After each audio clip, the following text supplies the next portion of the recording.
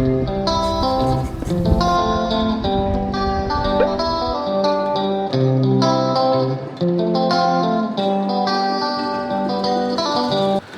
직파는 옛날 뭐 이렇게 한참 몇십 년 전에도 하셨던 분들 계시고, 우리 농촌 여기 오신 분들 벼농사 연구회원님들도 계시고 대농분들도 계시고, 벼농사에 어쨌든 관심이 많으신 분들이 와 있기 때문에 대부분 직파 얘기는 옛날부터 들어봤을 거예요.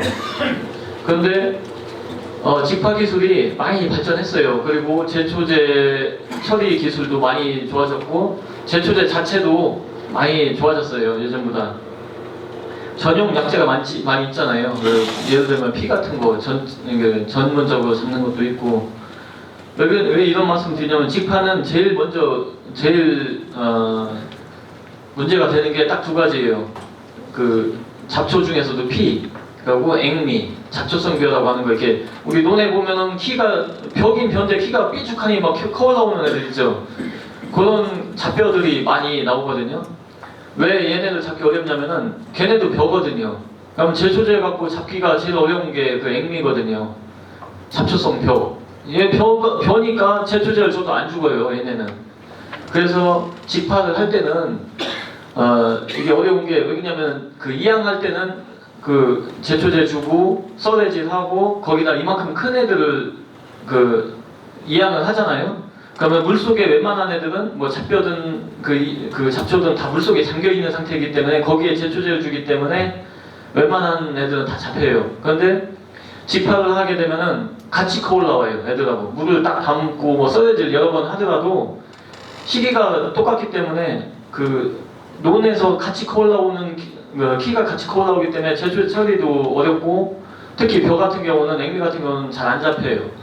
그래서 이걸 잡는 기술이 가장 중요하고, 봄에 여기 직파 중에서도 이제 드론 중심으로 말씀드릴게요. 왜냐면 앞으로는 문혼전파라는 것도 있어요. 직파기인데 이양기랑 똑같이 생겼어요. 근데 이제 500원짜리 한 동전만한 데로 구멍 이렇게 똑똑 떨구고 가거든요. 그러면 나중에 이양에서 커 나오는 거 보면은 거의 이양기랑 똑같아요. 구분이 안 가요. 그 정도로 정밀하게 나와요. 요즘엔 기획의 이양도, 문혼전파도. 그거는 어느 정도 기술이 정립이 돼 있어가지고 뭐 거의 이양기 수준이에요. 그거는 그렇게만 할 수 있으면 아주 좋은데, 그걸 딱 문제가 되는 게 한 3년 지나면은 좀 전에 말씀드린 것처럼 잡뼈 얘네가 엄청 올라오거든요. 한 가지 좀 원래는 잡초성 벼도 이렇게 잡으라는 건데, 잡기 어려우면은 한 번 정도는 그냥 이양으로 돌아갔다 다시 오시면 돼요. 아무리 대농분들이라도 못자리를 완전히 없애기는 어렵거든요. 왜냐면 청양이 무슨 삽교나 뭐 이런 당진 예산 평야지대가 아니기 때문에 다랭이 논이라든지 이런 데를 심기 위해서는 무조건 이양을 해야 돼요. 직파에서 또 한 가지 가장 중요한 게 물관리인데, 물관리가 안 되는 지역이 많거든요, 청양이. 그러다 보면은 아까처럼 이렇게 잡뼈가 많이 나온다. 그러면 한 3년 정도 심다가 한 해는 이양으로 딱 돌아갔다가 그 다음에 다시 하시면은 확실히 줄어요. 그리고 잡뼈가 많아지면은 일단 보급종 쓰셔야 돼요. 보급종을 쓰시면은 어쨌든 잡뼈는 안 섞여 있거든요. 키달병은 나올지언정 잡뼈는 안 섞여 있기 때문에 보급종으로 돌려주는 게 가장 좋고, 그 다음에는 이렇게 제초제 처리 아니면은 잡뼈 잡는 가장 좋은 방법은 봄에 물 담는 거예요. 봄에 갈지 말고. 가을갈이 절대 안 돼요.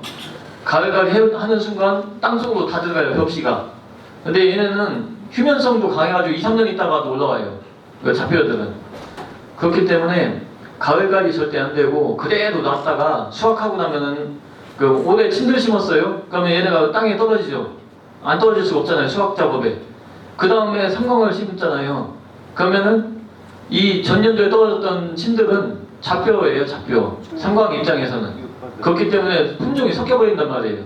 이런 경우는 봄에 일찌감치 논물은 안 내려줄 거 아니에요. 그걸 말고 어쨌든 비가 와서 이렇게 잠기더라도 물꼬를 막아주세요. 그러면은 비가 오든 뭐 어쨌든 논물을 일찌감치 가둬놓으면은 3월 이후가 되면 따뜻해지기 때문에 얘네가 발화가 돼요.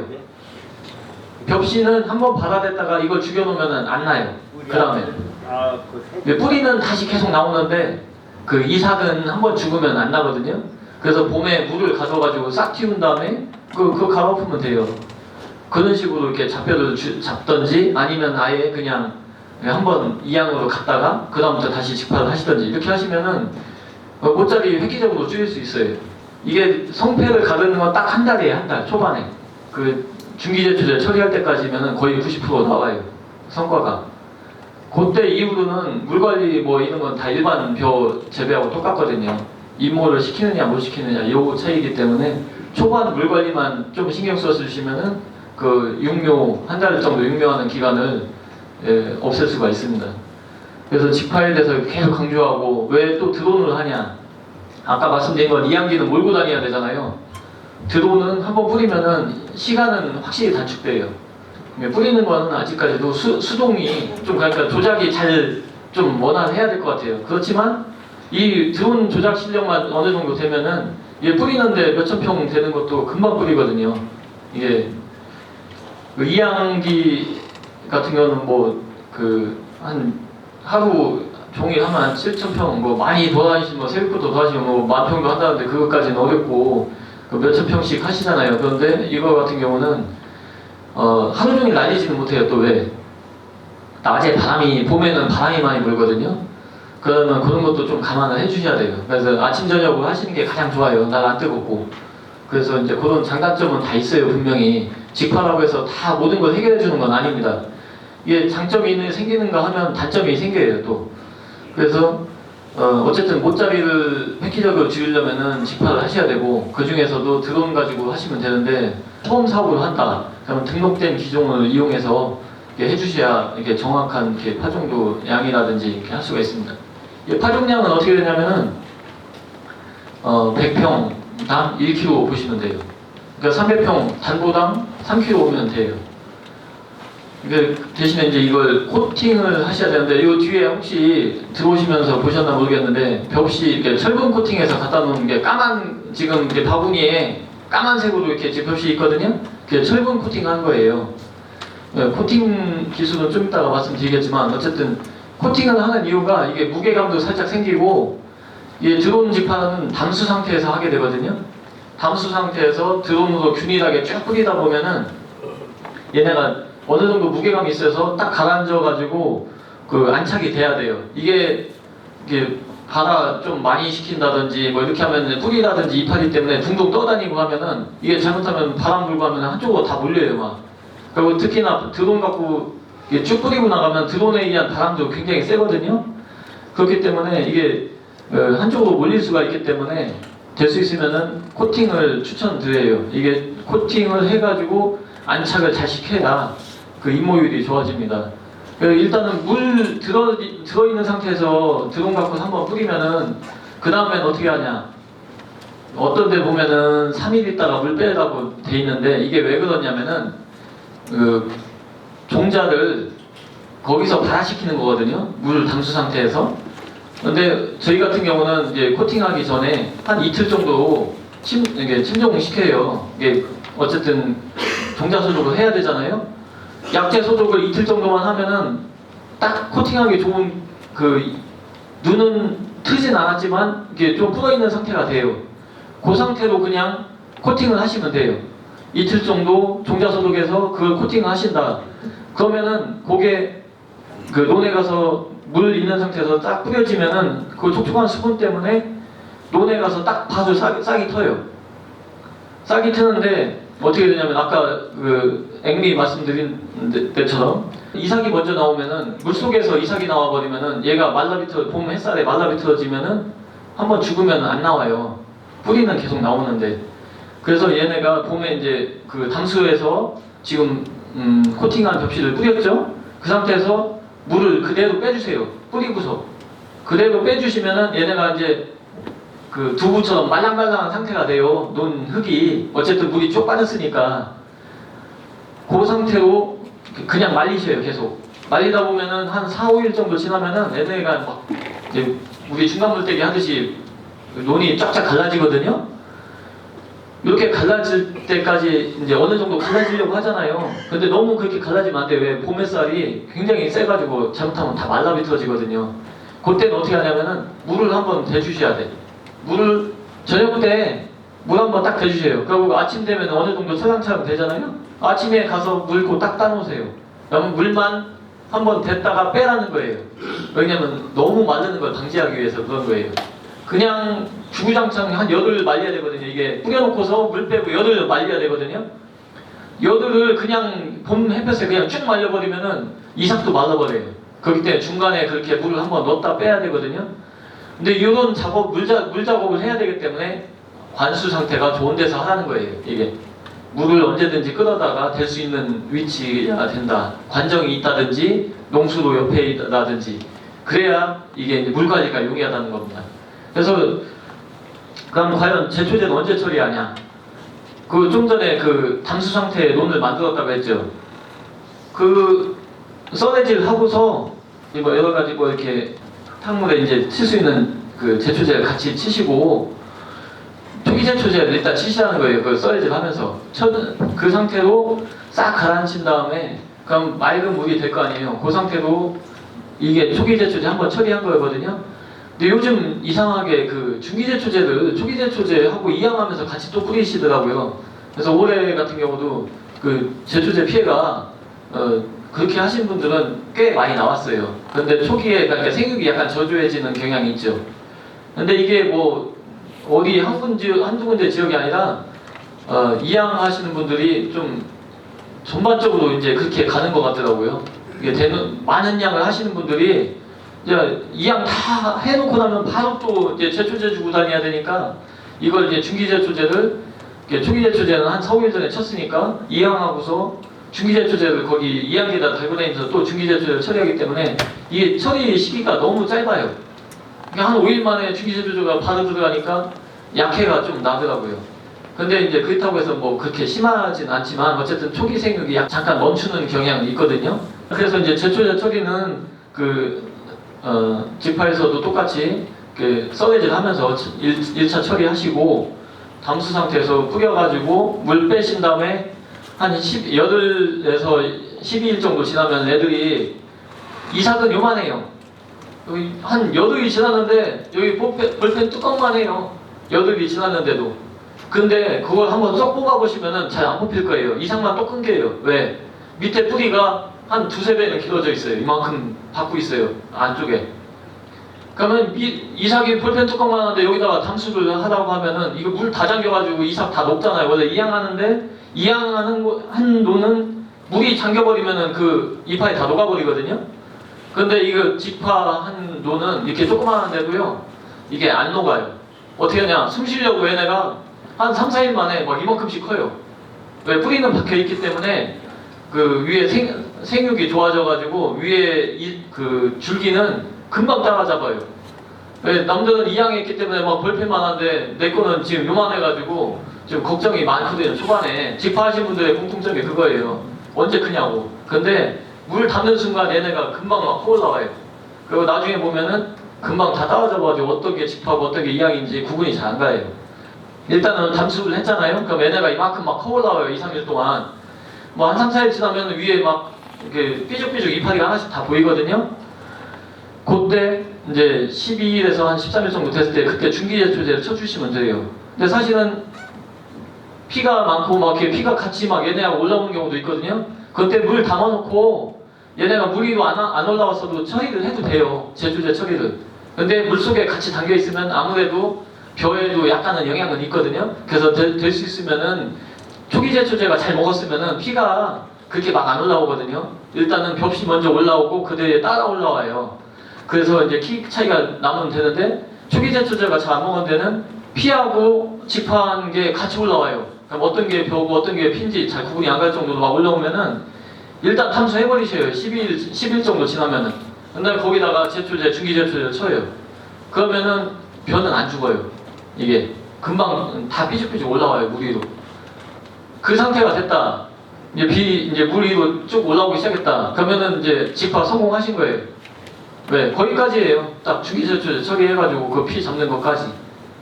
그 다음부터는 일반 이양론하고 똑같기 때문에 관리가 같이 가시면 돼요. 안 해보신 분들은 너무 막연하기 때문에 잘 화가 와닿지 않는데 만약에 관심이 있다 그러시면은 아니 내가 직파를 직접 안 해도 돼요. 물 담아놓고서 써야지 하고서 그냥 뿌려달라고 하면 되잖아요. 동네에 이제 들어 있는 분한테 뿌려달라고 하고 난 물 관리만 하면 되거든요. 직파를 하더라도 그렇게 한꺼번에 다 하시라고는 추천 안 드려요.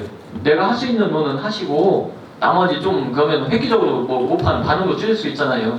그렇게 하시면 훨씬 이렇게 농작업이 수월해진다 이렇게 말씀드리고요. 이 코팅 기술입니다. 코팅 기술은 이게 직파하신 분들은 그 문온전파나 이거 드론직파나 그 건담직파나 코팅을 추천드려요. 코팅을 하게 되면 어쨌든 조교 피해라든지 뭐 여러 가지 이렇게 잎모율 향상에 도움이 되고 안정적으로 어떻게 보면은 잎모를 시킬 수가 있거든요. 이제 우리 청양 같은 경우는 산비둘기나 뭐 이렇게 근데 청양도 막 시커멓게 그 가창오릴 때가 가끔 날라오더라고요. 올해 봄에도 뭐 구름대처럼 막 이렇게 지나갔다고 하는데 예전에는 이쪽까지는 안 왔던 걸로 알고 있는데 그 가창오리 같은 애들이 막 이렇게 몰려오는 경우도 있더라고요. 이제 금강변 주변으로 해서 오는지 몰라도 그 서천이나 이런 데 직파 가면요. 직파 쭉 하고 가면은 그 뒤에 쭉 그 오리떼가 따라가면서 다 주워 먹는다고 해가지고 그래가지고 이제 코팅을 많이 하시고 했는데 코팅해도 먹어요 사실은. 네, 어느 정도 먹더라고요. 네. 그래도 어쨌든 안정적으로 입모시키고 코팅을 하면은 안 한 것보다 훨씬 좋으니까 그래서 하는데 이것도 기술이 필요해요 사실. 우리 여기 조 회장님은 몇 년 전에 문헌전파도 했었기 때문에 지금 보시면은 웬만한 그 사람들보다 코팅 기술은 아주 깔끔하게 나오더라고요. 아주 이게 소석고 넣게 돼 있거든요. 이게 석고하고 그 철분 가루하고 이렇게 넣고서 이제 물을 살살 뿌리면서 해야 되는데 이게 물을 잘못 들어가서 많이 들어가면 이게 석고가 알잖아요. 이게 물 들어가면 막 덩어리지잖아요. 이게 덩어리지다가는 게 뭐 다 막히죠. 문헌전파든 드론이든 다 막히기 때문에 깔끔하게 입혀져야 돼요. 그게 기술이거든요. 그러니까 초반에는 한번 연습을 좀 하시고 이제 본격적으로 할 때는 이렇게 하시면 되는데 이게 뭐 미리 해볼 필요도 없어요. 몇십만 평 하지 않는 이상은요. 그 아까 말씀드렸잖아요. 드론 직파하는데 300평이면 3kg면 된다고. 그럼 우리 청양 같은 경우는 900평이나 1200평짜리 논이 많은데 1200평짜리면 12kg면 돼요. 그리고 그걸 이제 몇 달 행위를 하더라도 오늘 뿌릴 양을 하더라도 몇십 킬로 안 되거든요. 그러면 그 전날 해놨다가 그 다음날 아침에 갖다 뿌리는 게 최고 좋아요. 이게 뭐 묵히면 묵히는데도 또 이게 중간에 막 열나고 거기서 막 싹이 터가지고 얘네가 말렸다. 그럼 나중에 또 바람이 떨어지고 문제점이 더 많이 생기거든요. 좀 아까 말씀드린 것처럼 이틀 이렇게 침정해놨다가 전날 이렇게 밤에 저녁 때 이렇게 코팅해놨다 그 다음날 쫙 뿌려버리면은 잎모율 좋고 뭐 다 좋아요. 그렇게 하시면 코팅 기술에 대해서는 이렇게 간략히 설명드리고요. 이제 원래 품비 보여주셔야 되는데 그거 보여드리려고 가가지고 그 밑둥 잘라다가 저희 꽂아놓은 거예요. 저거는 이제 그냥 샘플이니까 참고만 품종에 대해서 이렇게 참고만 하시고요. 포장을 직접 가보시면 표차를 쭉 꽂아가지고 품종 비교 시범포 만들어놨어요. 거기에 저 뒤에 전시한 품종들이 다 있으니까 한번 거기 가서 한번 작황이라든지 보셔요. 품종 설명을 드릴게요. 삼광변은 다 아시죠? 뭐 이제 이거는 미질 좋고 다 좋아요. 근데 이거는 이제 도복 때문에 그런 거고 도복 빼고는 사실은 추천하는 품종이죠 저희도. 그런데 일정량 이상 늘어나진 않더라고요. 청양이 한 20에서 23% 정도 심어요. 상관 같은 경우는 이제 쓰러질까봐 비료 좀 덜 주고 하면은 올해 같은 경우는 좀 장점이 그 홍명가방 좀 덜 먹고 그런 장점이 있었습니다. 그 친들은 작년도 뭐 이렇게 태풍도 많이 오고 막 해가지고 얘 보니까 친들 품종이 기후가 안 좋거나 중간에 뭐 너무 덥거나 비가 많이 오거나 뭐 그늘이 일조가 없거나 막 이렇게 좀 불량한 환경에서 추수기가 들쑥날쑥해요. 그러니까 작년 같은 경우는 약간 산간지 뭐 이렇게 약간 이렇게 계곡 있는데 뭐라든지 뭐 좀 뭐 침수도 좀 됐든지 이렇게 좀 불량 환경이 있던 데가 추수가 굉장히 늦어졌어요. 그래가지고 원래는 이게 추수기가 15일이고 상광이 17일이에요. 그런데 작년 같은 경우는 상광보다도 더 파래요. 나중에 보니까 이게 수확할 때 보니까 애들은 그 침들이 막 파랗게 서 있으니까 아 이거 쌀 안 익는다고 막 엄청 뭐라고 하시더라고요. 근데 그건 품종 특성인 것 같아요. 불량 환경에 좀 적응을 잘 못해요 얘가. 근데 청남장평 쪽은 또 오히려 그 예년만큼 미질도 괜찮고 잘 나왔다고 하시더라고요. 근데 어쨌든 요게 이제 출수가 그렇게 불안정하기 때문에 청양 지역에는 전반적으로 이게 수매 품종으로 적합하지 않을 것 같다 해서 내년에 안평으로 바꿨죠. 안평으로 바꿨는데 이것도 이제 품비에다가 저희가 해놨어요. 네, 근데 품비 하신 분이 이거 지금 다른 거하고 딱 이렇게 같이 서 있으니까 이거 좀 괜찮을 것 같다고 이렇게 얘기하시더라고요. 왜냐면 지금 가서 보셔도 이게 키도 적당하고 애가 여기 보시면 키가 77이고 그 밑에 보면 삼광이도도 77이에요. 근데 이 키만 갖고서 도복성 평가하면 안 되거든요. 볏대도 봐야 돼요. 볏대가 똑같은 77이라고 해도 이 삼광이도 같은 경우는 이렇게 옛날 추천별처럼 만곡도복이라고 하죠. 이렇게 굽어져요. 이렇게 이삭이 굽어지면서 약간 늘어지는 경향이 있는데 이 안평은 꼿꼿해요. 그래서 이게 왜 요구했냐면 친들 대체 품종으로 이제 수매 품종 중에 친들 대체할 품종으로 안평을 했어요. 근데 안평을 이제 했는데 다른 분들 보면 이렇게 남찬이 좋다, 미호가 좋다 막 여러 가지 의견을 주시는데 저희가 가장 고려해야 될 거는 보급종이 나오느냐 여부예요. 저희가 결정해놔도 종자 공급 못하면서 이거 결정해놓으면 난리가 나거든요. 보급종이 나오면서도 모 소질이 가장 좋은 걸 이렇게 봤을 때 안평이었기 때문에 안평을 결정하는 건데 이게 단지 우려되는 거는 멸구류에 약간 약하다고 돼 있어요. 그러니까 가을에 우리 도열병 방지할 때 살충제 멸구류 잘 듣는 거. 약재도 보면요 요즘 이렇게 혼합제잖아요. 옛날에는 멸구만 잘 되는 거 있고 나방류 잘 되는 거 있고 이렇게 약재가 따로 있었는데 요즘에 보면은 거의 완전 풍착이에요. 살충제, 그러면 종합 살충제라고 해서 멸구부터 나방까지 다 돼 있죠. 근데 이런 것 중에서도 맨 위에 먼저 나와 있는 어떤 거 보면은 멸구가 먼저 나와 있는 게 있고 어떤 거 보면 홍명나방이라든지 입마리 나방이라든지 나방류가 먼저 나와 있는 약재가 있어요. 회사마다 지가 쓰고 싶은 대로 쓴 게 아니라 볼 때는 약간은 성분이 좀 더 많은 애들을 먼저 쓰더라고요. 근데 어쨌든 멸구는 좀 유념을 해주셔야 돼요. 안평 할 때. 다 다른 지금 소질이라든지 여러 가지 크는 거 등숙한 거라든지 보면은 다 상당히 양호한 것 같아요. 네 번째 줄 보시면 향진주 있는데 이게 충남 시포라고 해서 예전에 충청남도 기순에서 개발한 품종이고 우리 벼농사 연구원 회원들이 이제 많이 해서 33헥타가 지금 GAP 인증받은 농가가 33헥타고 외에도 개별적으로 이렇게 많이 이렇게 갖다가 이렇게 심어가지고 사실상 정확하게 파악은 안 되죠. 왜냐면 개인별로 이렇게 거래해가지고 갖다 심어서. 근데 기본적으로 GAP 인증받은 것만 33헥타니까 그 이상 많이 심어져 있긴 합니다. 근데 청양이 아까도 말씀드린 것처럼 RPC가 없어가지고 대량으로 이렇게 하긴 어려워요. 그렇지만 이걸 직거래 위주로 나는 직거래에 자신 있다 하신 분들은 이거 괜찮아요. 이렇게 해가지고 한번 드셔보는 분들은 아예 안 드시든지 근데 내가 볼 때는 한 70~80%는 좋아하셔요. 근데 냄새에 좀 민감하신 분들은 이제 이것뿐만 아니라 향 나는 거 자체를 싫어하는 분들 계시잖아요. 어떤 분들은 흑미도 안 넣어서 드셔요. 흑미 유생미 넣으면은 밥 냄새 난다고. 근데 그런 분들을 빼고는 향이 그렇게 세지가 않아요. 그러면서도 구수하고 찰기도 있고. 그러니까 다른 특성들은 다 좋아요. 근데 대신에 이제 꼬드밥 될 수가 있어요. 근데 이게 좀 찰지다고 해서 좀 물을 약간 들자 보니까 이게 술 담아도 될 정도로 좀 약간 꼬드밥이 되기도 하더라고요. 근데 물을 조금 더 잡아서 압력밥솥으로 잘하면 윤기도 진짜 찰지고 아주 좋더라고요. 그래서 저희도 애들 요거 일반 쌀 먹다가 또 이거 해주면 밥이 맛있어졌다고 하다가 이거 떨어지면 또 딴 거 먹다가 이렇게 하다 보면은 이게 얘기들이 많이 나오더라고요. 근데 전반적으로는 다들 좋아하세요. 그래서 직거래 하고 싶은 분들은 요 품종 한번 추천드립니다. 남찬인데요. 남찬은 이것도 이제 미질 좋고 다 이제 수량도 많고 다 좋다고 하는데 이게 이제 냉해 좀 약한 걸로 돼 있어요.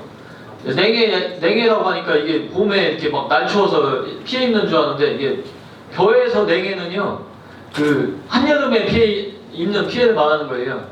이게 수인기라고 하죠. 이상 나오기 직전. 그러니까 7월 중순부터 이제 8월 초에 이제 8월 중순까지 이제 7월 말부터 8월 초에 이게 수인기에는 23도 이하로 떨어지면 냉해를 입어요. 벼는. 꽃 필 때, 벼꽃 필 때는 오히려 온도가 23도 이하로 언제 떨어지냐, 이렇게 비 올 때, 여름에 갑자기 기온이 뚝 떨어져서 20도 뭐 이렇게 떨어질 때가 있거든요. 그때 냉해를 입는 거예요. 남산이 약간 그런 냉해에 약한 걸로 돼 있기 때문에 늦게 심는 거, 이렇게 후작, 마늘 심고 뭐하고, 뭐, 야, 미질 좋다니까 그 남산 심어봐. 이런 거는 조금 생각해 보실 필요가 있어요. 삼강 같은 경우는 뭐 좀 늙어도 나중에 심어도 별 차이가 없거든요. 근데 이 남산 같은 경우는 그 후작으로 심는 거는 이게 조심하셔야 될 것 같습니다. 새누리는 뭐 말씀 안 하셔도 되죠? 옛날에 한 60~70% 청양에 심었는데 한순간에 갔죠 뭐. 이거는 타 지역도 그렇고 다 좋아해요. 농민들이 뭐 예전에 저 2~3%는 뭐 2%까지 주는 분 봤어요. 그래도 안 넘어지더라고요. 안 넘어지긴 안 넘어지는데 목도열병이 다 오더라고요. 근데 2% 주니까 실제로 모포기가 이만하더라고요. 논 한가운데서 모포기 개수를 셌는데 25개가 넘어요. 그리고 논 쪽에서 세니까 30개가 넘어요. 그 정도로 많이 질러도 얘가 도목이 안 될 정도로, 그러다 보니까 미질이 엄청 떨어져요. 난 찰변 줄 알았어요. 이게 나중에 그렇게 그 정도로 그 질소비료 줘가지고 키우면요, 도정해 놓으면은 하얘요 쌀이. 그래가지고 미질이 막 밥해도 푸석푸석하고 막 그렇더라고요. 그래서 이게 이제 농협에서 반품이 하도 들어온다고 해서 이게 품종이 이제 도태된 겁니다. 사실은 농민들이 가장 좋아하는 품종이죠. 그 미호는 이게 이제 개발이 이제 밥살용도 되지만 이게 백설기 가공용으로 괜찮다고 하더라고요. 이게 백설기가 약간 찰기도 있어야 되잖아요. 이게 뭐냐면 저아밀로스 함량 이렇게 품종이라고 하는데, 이 아밀로스가 어떻게 단백질 함량하고 유사한 거예요. 단백질 함량이 높으면은 미질 안 좋다고 하는 게 이게 퍼석퍼석이 되고 있거든요. 저아밀로스는 11.2% 들어있다고 하는데, 이게 뭐냐면은 우리 일반 벼들이 18%에서 20% 들어있어요. 일반 벼 우리. 근데 통일벼에는 아밀로스 함량이 몇 프로냐면은 22%에서 24%예요. 그러니까 뭐 아밀로스 함량 한 2%에서 4%가 미질을 그렇게 많이 차이가 나게 만들어요. 막 날아다니잖아요, 밥이. 그런데 아밀로스 함량이 반 들어있는 거예요, 일반 밀보다. 그러면은 어쨌든 찰기가 좀 더 있겠죠. 그러니까 백설기 만들면 맛있대요, 이게. 그래서 밥도 맛있지만 이게 어쨌든 가공용으로도 괜찮은 품종입니다. 그리고 보석흑찰인데, 이건 이제 특수미 하시는 분들이 찾으시는데, 이게 이제 뭐 항산화 물질 들어있어서 뭐 안토시아닌 갖고서 뭐 이렇게 뭐 노화 방지 뭐 어쩌고저쩌고 해서 뭐 홍보를 많이 했거든요. 예전에 농협 같은 데서 뭐 보도자료도 내고 막 했더라고요. 근데 요거는 방제 잘 하셔야 돼요. 이게 내성이 별로 없어요. 병이라든지 뭐 충해라든지 이런 거에 상당히 약해요. 이런 흑찰이라든지 뭐 이런 유생미들이 대부분이 아까 말한 그 액미라고 하는 잡초성벼하고 유사한 형태를 떼요. 그 야생성이 많이 남아있다고 보시면 돼요. 탄립 잘 되고 그 까닥도 있고 그 종자도 좀 길어가지고 이게 저기 통일계통이 많아요. 그렇기 때문에 요거는 이제 그 수확도 적기에 잘 하셔야 되고 그래야 이제 때깔이 좋거든요. 그리고 질소 많이 주면은요 때깔 제대로 안 나와요. 이게 또 그러니까 병해충 방제 차원도 있지만 때깔을 위해서도 이게 질소비료 많이 주면은 어렵습니다. 그리고 다음에 백옥찰인데, 이거 백옥향하고 헷갈리시면 안 돼요. 백옥향은 충남 사모라고 해서 향미예요, 향미. 근데 백옥찰은 그 우리 저기 동진찰하고 백옥찰 이렇게 많이 심으시는데, 요거는 찰기가 있어서 소비자들이 좋아하는데 이제 우리 저기 정미소에서 별로 안 좋아하죠. 이게 좀 약간 방아치다 보면 잘 막힌다고 하더라고요. 이게 찰기가 있다 보니까. 그래서 이제 소비자는 좋아하는 품종이긴 한데 약간은 이제 뭐 가공할 때 좀 이렇게 별로 안 좋아한다고 하더라고요. 근데 어쨌든 소비자들은 백옥찰도 이게 많이 찾으시는 것 같고, 이제 바로미2가 이게 그 물렁물렁하다고 보시면 돼요. 가루가 잘 되는 거. 그 방앗간에 가가지고 쌀가루 찌면 어떻게 돼요? 축축하죠.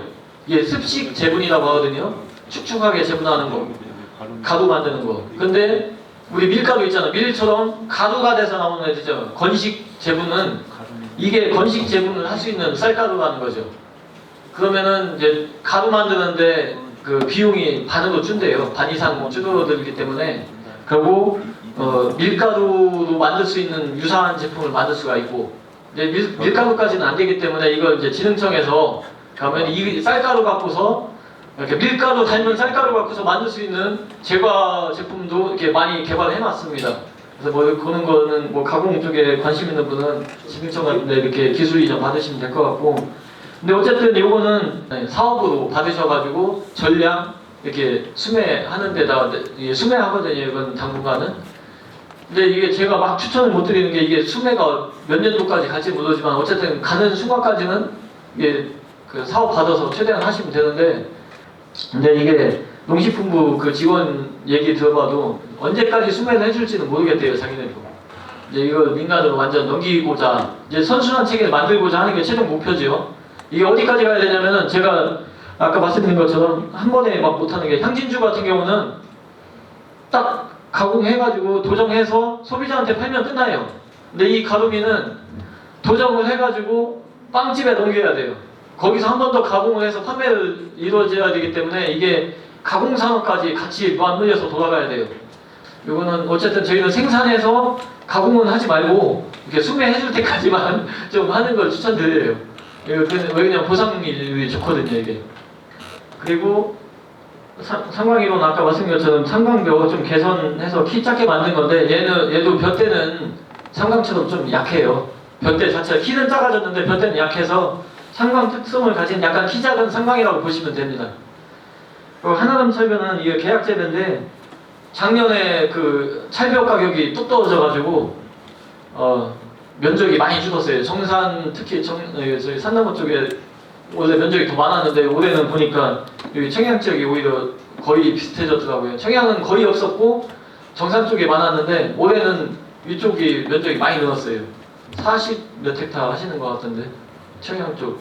이걸 만약에 이 CJ 계약 재배 하고 싶은 분들은 이 경제센터에서 업무를 하더라고요. 근데 어떻게 하냐면 이게 구조가 CJ하고 농협이 계약을 맺어요. 그러면 농협에서 심을 사람을 모집을 해요. 그래서 수매를 해서 이렇게 창고에 보관하면 CJ에서 와서 가져가는 형태거든요. 그렇기 때문에 관심 있는 분들은 농협에다가 신청을 하시면 돼요. 농협경제센터, 그러니까 정산농협경제센터, 이게 청양농협경제센터에다 하시면 되는데, 이게 한아름찰이 일반 찰벼나 뭐 일반 벼보다 120% 수량이 증수되는 걸로 돼 있어요. 그래서 농사만 잘 되면은 수량은 엄청 나와요. 근데 작년 같은 경우는 왜 그랬냐면 두 가지가 맞물렸는데, 그 출수가 좀 빨라요. 이게 출수기가 8월 9일인가? 예, 그렇죠. 좀 빠른데 그때 태풍이 와가지고 침수가 많이 됐어요. 근데 수확량도 이게 시원찮지. 그때 그 가격은 어디 걸로 기준하냐면 전라북도 11월 찰벼 동진 찰벼 가격으로 결정하거든요. 전북 지역 동진 찰벼 11월 가격으로 이 가격을 매겨줘요. 그 가격을 다 주는 게 아니라 90%. 왜냐면 수량이 엄청 나오기 때문에 동진 찰벼 가격의 90%를 가격으로 매겨요. 근데 작년에 찰벼 가격이 뭐 우리 일반 벼 가격만큼 떨어져가지고 재미를 못 봐가지고 작년에 정산 쪽은 많이 줄었어요. 그런데 수확량만 어느 정도 가져가시면은 어쨌든 수량이 많이 나오기 때문에 가격이 일반 찰벼보다는 좀 더 가져갈 수는 있습니다. 이제 농사만 잘 지어놓으면. 그렇기 때문에 관심 있는 분들은 그 농협에다가 농협경제센터에다 이렇게 신청해서 하시면 되고, 이제 뒤에 보시면은 뭐는 좀 제가 돌돌 말리기 시작했는데 성의가 있으니까 한 번씩 구경해 주시고 거기 코팅한 거 없이 한 번씩 보세요. 그렇게 코팅을 하셔야 돼요. 그리고 옆에 큰 그 수조 2개 놨거든요. 거기에 있는 거는 뿌리 보시라고 놓은 거예요. 그게 뭐냐면은 지판 뿌리하고 일반 기계향한 뿌리거든요. 둘 다 친들이에요. 일반 포장하고 직판 포장 엊그저께 가가지고 제가 직접 포온 거거든요. 그대로 똑같은 조건으로 이렇게 흙만 털어서 갖다 놓은 건데 그 직판은 잔뿌리가 엄청 많이 발생해요. 그래서 보면은 솜털 같은 잔뿌리가 보면은 그 이게 굵은 뿌리 옆을 그 막 솜털 같은 애들이 잔뜩 감싸고 있거든요. 모든 식물은 이 솜털 같은 뿌리가 많아야 그 양분 흡수라든지 여러 가지 작용이 좋기 때문에 지파가 원래는 105% 일반 DA양보다 105% 증수되는 걸로 돼 있는데 풀을 잘못 잡아가지고 105% 증수시키기가 굉장히 어렵긴 한데 어쨌든 일반 이양나무는 거의 수확량 감소는 없다고 보시면 됩니다. 그 지파도 한 번은 해볼만하다라고 말씀드리고 싶고 많은 관심 좀 부탁드리고 내년에도 지파 사업을 5개소 신청을 해놨는데 몇 개를 줄지는 모르지만 어쨌든 내년에도 지파 사업을 할 거니까 한번 좀 이렇게 많은 관심 좀 부탁드리겠습니다. 비도 오고 시간도 없고 한데 이렇게 참석해 주셔가지고 자리를 빛내주셔서 감사합니다. 네, 이만 마치도록 하겠습니다.